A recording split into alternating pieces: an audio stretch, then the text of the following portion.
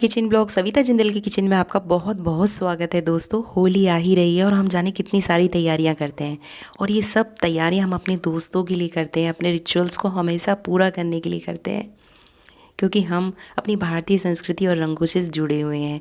और ऐसा तो हो ही नहीं सकता कि हम गुंजियाँ ना बनाएं। हमारी मम्मी, दादी, नानी सभी गुंजियाँ बनाती थी और हम भी उन्हीं से सीख के गुंजियाँ बना रहे हैं आज तक। तो यही रेसिपी मैं आज आपके साथ शेयर कर रही हूँ। यहाँ पे मैंने मैदा ली है 300 ग्राम यानी 3 कप, और उसके अंदर मैं लगा रही हूँ देसी घी का मोयन।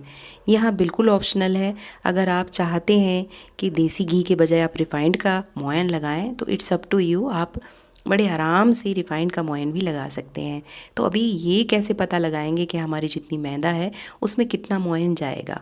तो बहुत ही आसान तरीका है। अभी आप देख रहे हैं मैदा के अंदर मैंने 3 चम्मच भर करके देसी घी डाला था, जिसे मैंने अच्छे से देखिए मिक्सअप किया है। पहले मैंने कोई पानी ऐड नहीं किया है, बहुत अच्छे से पेशेंस के साथ मिक्सअप कर रही हूँ।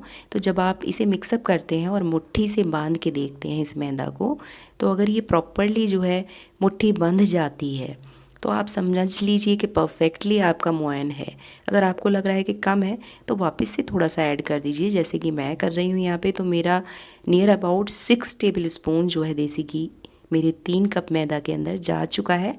यानी अगर आपसे वज़न के हिसाब से कहूँ तो ये 300 ग्राम मैदा है।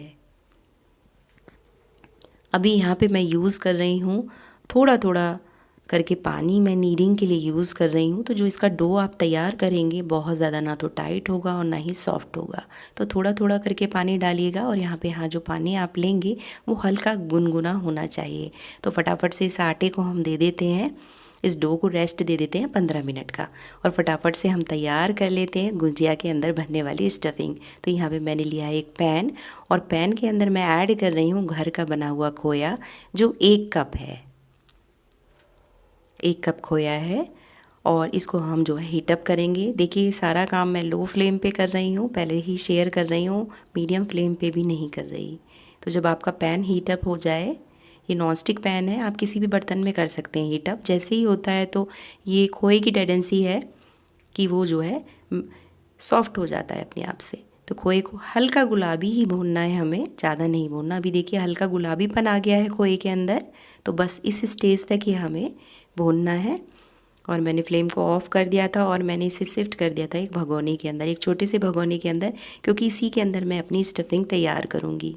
तो ये देखिए खोया मैंने डाल दिया है, और जिस बर्तन में मैंने खोए को भूना था उसी बर्तन के अंदर मैं 3 चम्मच भर के सूजी मैंने ली है, और उसको हल्की गुलाबी होने तक मैं भूनूंगी।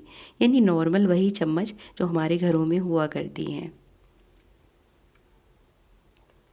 मैं आपको चम्मच भी दिखा रही हूँ, ये नॉर्मल चम्मच है, उसी से मैंने 3 चम्मच भर के मैंने सूजी लिया। और देखिए मेरी सूजी भी भुन गई है, हल्की गुलाबी रंग की हो गई है।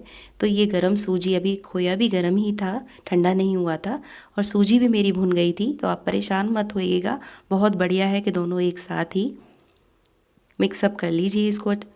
ये मत सोचिए कि हम गरम करें या ठंडा, आप अपनी पसंद की जितनी भी आप ड्राई फ्रूट्स इंक्लूड करना चाहते हैं इस स्टफिंग के अंदर वो कर लीजिए।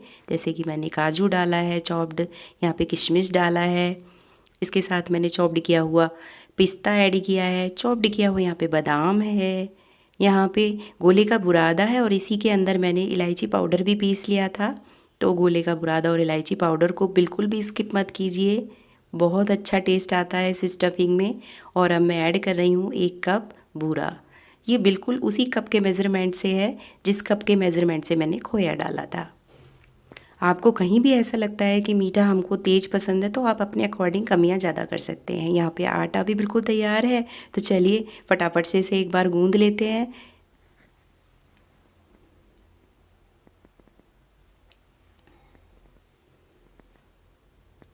अभी आटा गूंदकर बिल्कुल अच्छे से तैयार हो गया है मैदा का। तो यहाँ पे हम छोटी छोटी जो है गोलियाँ बना लेंगे। इतने बड़े पेड़े तोड़ेंगे कि जितनी हमको गुंजिया बनानी है। तो मैं गुंजिया बहुत छोटी भी नहीं बनाती हूँ, बहुत बड़ी भी नहीं बनाती हूँ, मैं मीडियम साइज़ की गुंजिया बनाना पसंद करती हूँ। तो यहाँ मुझे अच्छे से याद है कि यहाँ पे 3 कप मैदा के अंदर मैंने 15 से 16 गुंजिया बना ली थी। तो आप देख लीजिएगा कि आपको छोटी गुंजिया बनानी है या बड़ी। तो यहाँ पेड़े बिल्कुल तैयार हो गए थे, बस इनको बेलते जाइए और गुंजिया बनाते जाइए। तो आपको पहला तरीका बता रही हूँ मैं यहाँ पे। ये देखिए, जो पूड़ी है बहुत ज़्यादा ना तो मोटी है और ना ही बहुत ज़्यादा पतली है, और ना ही मैंने कोई घी लगाया है, क्योंकि ऑलरेडी इतना अच्छा मोयन था उसमें कि हमें कोई भी चीज़ नीचे लगानी ही नहीं पड़ेगी, ना तो पूड़ी चिपकेगी। बस आप फिंगर डिप कीजिए अपना पानी में और चारों तरफ अच्छे से आपको जो पूरी के कॉर्नर्स हैं उनको जो है गीला कर देना है, जिससे कि जब हम गुजिया बनाएं तो वो अच्छे से बंद हो जाएं और खुले भी ना। अब हम रख रहे हैं अपनी स्टफिंग।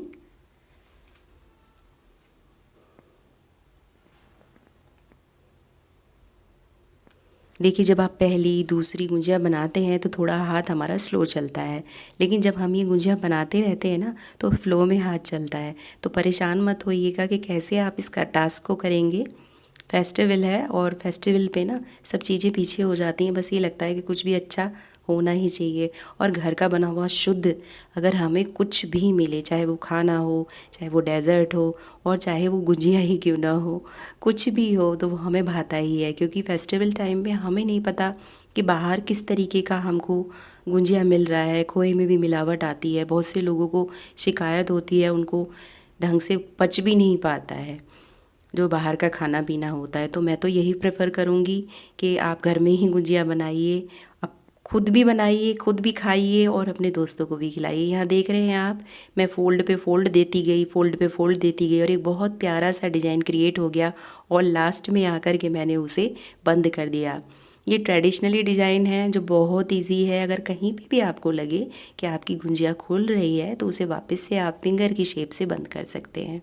तो यहाँ बार बार फोल्ड दे करके मैंने कहा, जैसे कि एक या दो गुंजिया आप बनाते हैं तो डिज़ाइन आप इजीली दे सकते हैं। ये बस फोल्ड ही तो करना है। अभी मेरी दूसरी पूड़ी भी तैयार हो गई है और दूसरी पूड़ी भी मैं आपको स्टफ़ करके दिखाती हूँ। सेम मेथड है, चारों तरफ पानी लगाना है आपको, पहले डिप करके फिंगर से अच्छे से पानी लगा लीजिए, जिससे कि बिल्कुल भी ये गुंजाइश ही ना रहे कि आपकी गुंजिया खुल जाएगी या फट जाएगी। क्योंकि एक बार गुंजिया खुल गई ना कढ़ाई के अंदर तो क्या होता है, स्टफिंग सारी बाहर आ जाएगी और आपका सारा तेल ख़राब हो जाएगा। तेल तो ख़राब होगा, मूड भी ख़राब हो जाएगा, क्योंकि बाकी की जितनी भी गुंजिया होती है ना उनके अंदर वो स्टफिंग चिपक जाएगी। तो थोड़ा सा यहाँ संभल कर के काम कीजिएगा। यहाँ पे आप देख रहे हैं जितनी भी स्टफिंग है वो मैंने कितने अच्छे से फिल की है। आप चाहें तो इन्हें प्लेन ही रहने दें, और नहीं तो टूथपिक की मदद से या घर में छोटी या बड़ी कांटी होती है उसकी हेल्प से आप सुंदर सा एक डिज़ाइन इसको दे सकते हैं जो बहुत ही अच्छा लगता है। अभी आप देखिए मुझको कितनी देर लगी, सेकंड भर भी नहीं लगा, और मैंने कितनी जल्दी से ये गुंजिया स्टफ़ करके तैयार कर दी। तो इस तरीके से आप भी गुंजिया तैयार कर सकते हैं।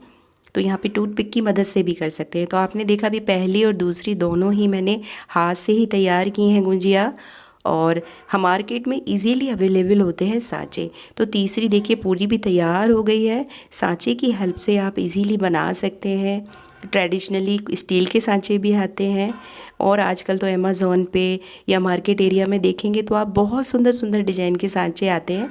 तो ये मेरा एक पुराना सांचा है प्लास्टिक का, उसी पे मैं बना रही हूँ गुंजिया। ये देखिए सेम मेथड फॉलो करना है, पानी लगाना है और अंदर रखनी है स्टफिंग।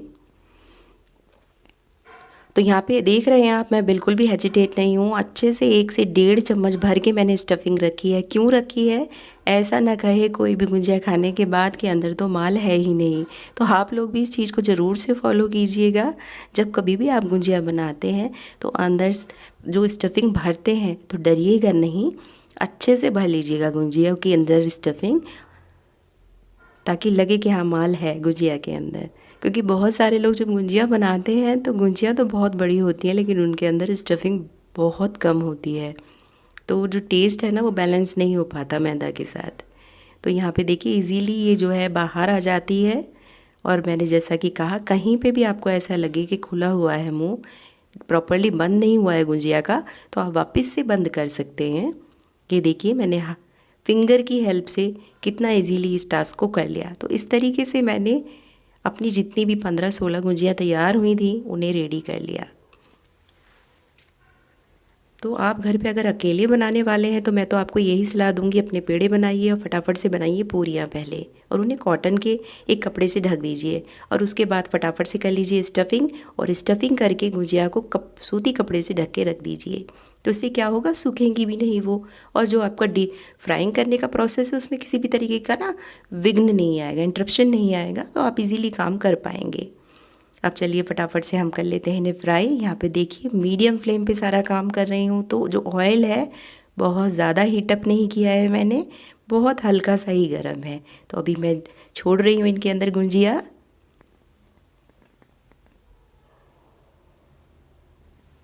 एक बार में उतनी ही गुंजिया छोड़िए जितना कि तेल है। अभी आप देख रहे हैं धीरे धीरे ये जो गुंजिया हैं वो तेल तेल के ऊपर आने लगी हैं। यहाँ पे मैंने रिफाइंड ऑयल यूज़ किया है, आप देसी घी यूज़ करना चाहे तो देसी घी भी कर सकते हैं। अभी देख रहे हैं गुजिया ऊपर आ गई हैं, तैरने लगी हैं, और बहुत प्यारा कलर आ गया है इन पे। तो मैं तो बहुत ज़्यादा कंफर्टेबल रहती हूँ पौनी के कंपैरेटिवली, स्पून से मैं ज़्यादा हिलाती हूँ, और जब वो प्रॉपरली सीख जाती हैं तो मैं पौनी की हेल्प से बाहर निकाल लेती हूँ। अभी आप देख रहे हैं कितना सुंदर कलर आया है गुंजिया का, एग्जैक्टली यही कलर होना चाहिए गुंजिया का। बहुत क्रिस्पी बनी थी और बहुत ही यम्मी भी, और मुझे इसे बनाने में बिल्कुल भी दिक्कत इसलिए नहीं रहा क्योंकि मैं हैबिचुअल हो गई हूँ। तो अगर आप भी करेंगे और ट्राई करके ज़रूर देखिएगा, अगर न्यू बिगनर हैं, मेरे मेथड को फॉलो करके तो बहुत इजीली वे में आप इन गुजिया को बना लेंगे। तो दूसरी बार की भी जो गुजिया थी सेम मेथड मैंने फॉलो किया और इनको भी मैंने फ्राई किया।